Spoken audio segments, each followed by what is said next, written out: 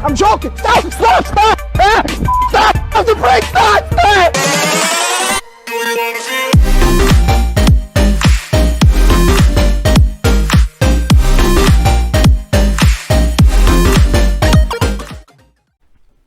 Hey, what's up guys, Radku here, back with another Yu-Gi-Oh video, and today is going to be Prank Kids in Master Duel. Now this deck is easily one of the best decks in Master Duel right now, easily a tier 2 deck, and is probably one of the most consistent decks you can play in Master Duel. The fact that most of these cards are below ultra rare, with the only two ultra rares that you need to play being Rip and Battle Butler, means that this deck can be very, very good on a budget and can be a really good deck starting out the game. So without further ado, let's jump right into it. Starting things off, I play 3 copies of each of the Prank Kids monsters. So the thing is that, one, it really irritates me that we can't set up our own order because it makes deck profiles hard. But also, all of these cards are 1-card starters into your full combo. So you have 3 Fansies, which on summon, or after it's been sent to the graveyard as link or fusion material, you can send a Prank Kids from your deck to the graveyard to special summon a Prank Kids from deck. This is how all of them utilize the effect to keep replacing themselves. So the thing is that Fansies is really, really good. You're usually able to get this off and is your most important effect. I played 3 Dropsies, which gains 1,000 life points and specials from deck. 3 Lampsies, which burns for 500 and specials from deck. And then I play 3 Roxies, which banishes 1 to draw 1 and then specials 1 from deck. Now, some lists have only been playing 2 Roxies, and I think that's completely wrong. Roxies is a really, really good card, and playing 2 of them just doesn't seem right because of the fact that your deck is still really, really consistent, and drawing multiple Prank Kids monsters allows you to play through Disruption a lot easier. So then, for the staples, I play 3 copies of Duel. This is really good against the Drytron matchup, and surprisingly good against the Tri-Brigade matchup. I play 2 copies of Maxi. I will play the 3 when I get it, and then I'll drop this. But this card is just absolutely insane. And the reason I didn't get it initially was because I thought Master Duel was going to shift to a TCG/OCG format instead of keeping their current ban list, so I was going to just play with TCG. But with recent announcements, it looks like they're going to stay with this ban list, so Maxi is a very solid investment. This is one of the cards you should be picking up first when you're playing the game. I play 3 copies of Ash and 2 copies of Nib. These are just really good hand traps and are really good in tandem with each other to slow down your opponent a lot.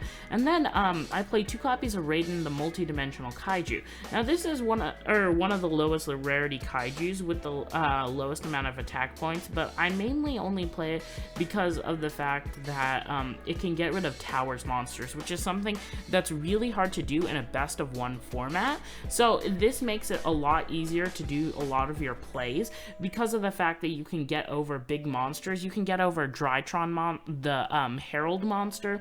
You can get over the Adagnister Link monster, which even though it doesn't show up on ladder a lot, it's still really, really good in this format. And I really think you should be main decking Kaijus, even if it doesn't seem like the best option, so if you're playing a going first deck. So that is it for the monsters. Moving into the spells, I play 3 copies of Poly. This helps you play through Disruption and is really, really good as a combo starter. I play 1 copy of Monster Reborn just as another extender. I play 3 Pot of Desires, something that we cannot do in the TCG. And speaking of TCG, keep your eyes out for my IRL Prank Kids deck profile, because that will be coming soon. I play 3 copies of Prank Kids Place. This can chain block your Prank Kids monsters and allow you to add Prank Kids cards, so this becomes another 1-card starter. I play 2 copies of Prank Kids Pranks. This card allows you to recycle resources along with being an extender. I play 1 copy of Forbidden Chalice. I will, once I get the 3rd Max C, this will be cut completely, but it's still a really good card and is one of the best staples you can get on a budget, aside from stuff like Book of Moon. And then I play 2 copies of Prankid's Pandemonium. You could play 3, but I just like the 2 because of the fact that for things like your looping combo, where you play a slower control game, you put back your resources, so you usually never run out of this, and that's why I play 2. And then, of course, Desires, banishing one of them is really annoying, so 2 is just the best ratio. And then I play 1 copy of Prankid's Plan, because this is another really good target to send off of fansies if you have hard-drawn stuff like your Prankid's Pranks. But that's it for the main deck. Going into the extra, I play 2 copies of Rocket Ride. This card is really good and as part of your combo. I play 1 copy of Weather Washer. This card is good with instant fusion, which I don't have, but it allows you to play through Disruption a little bit easier. I play 1 copy of Battle Butler. Now, you could play 2 copies of this, and I think that would be correct, but the thing is that I don't really have the gems to spend on Ultras, plus the fact that this can still be very, very good at 1, and having it at 1 means you have more room for other cards in your extra deck. And then I play 1 copy of Totally Awesome. Even though it's limited, you only need 1 copy of it because it's just really, really good being able to summon it with your Dropsies and having a really good setup. I play 2 copies of Meow Meow. Honestly, this should be at 3 in the TCG. I don't know why they need to limit it, because what they can do once they hit the Rata Varamesia engine, just bring this back to 2, and then I will be happy for the rest of my life. You only need to play 2. Playing 3 is kind of bad because of the fact that you want more extra deck space, but you could easily play the 3rd one. I play 3 copies of Dodo Doodle Doo. This card adds spells and allows you to tribute it to add 2 Prankids from your graveyard to your hand, which is really good. It can help recycle resources and is part of your combo. I play 2 Bow Wow Bark. You could easily cut this to 1 in exchange for the 2nd Battle Butler, and I think that would be a little bit better in terms of ratios, but this card is still really, really good, and it allows you to easily manage your resources because it can protect your cards, meaning that when you get your cards back, you can protect your Battle Butler for the rest of your turn.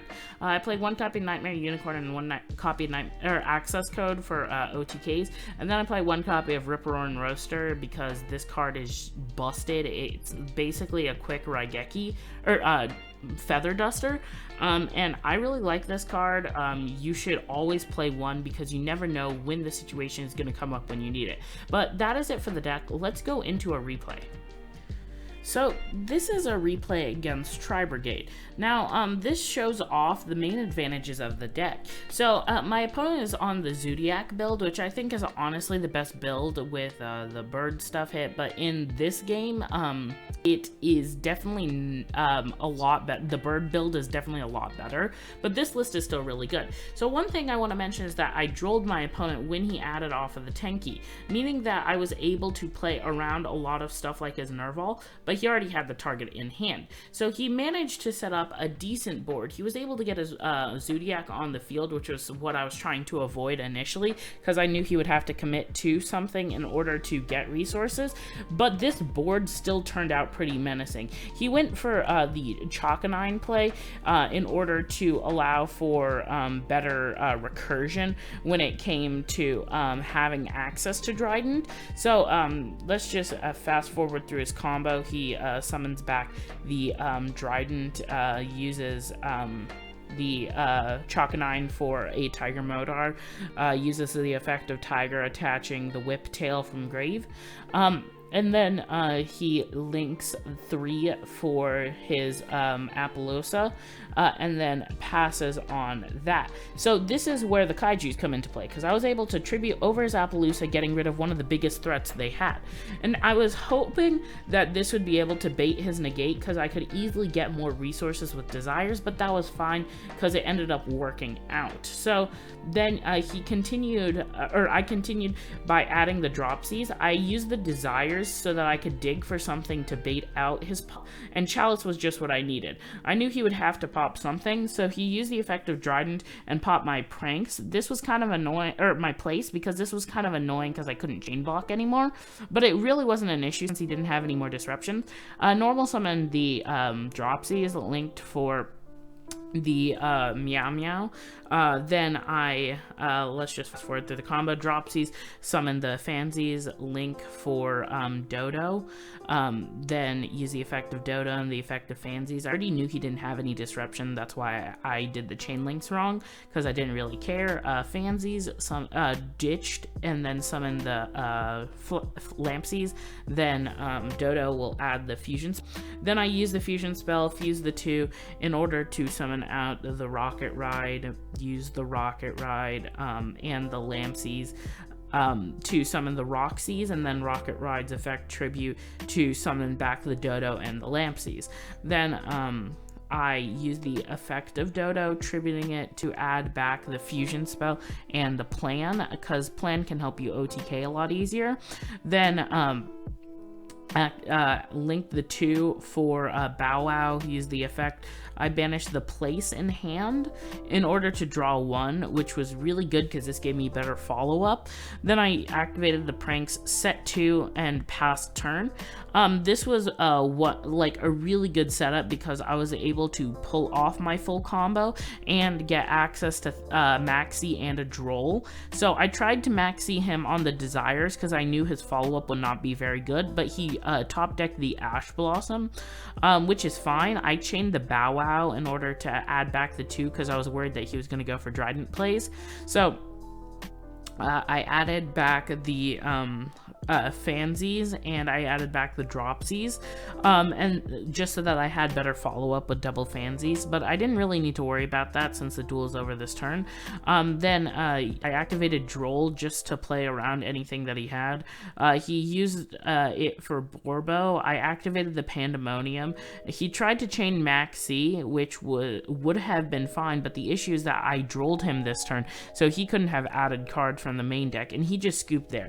So even at this point in the game, I had the resources to make a Battle Butler and would have had OTK on the Crackback had he continued with the duel, but I'm assuming that he didn't have any follow-up, and I could have easily made Access Code Talker with the Prank Kids plan that I had on field, and then I could have easily OTK'd him from there.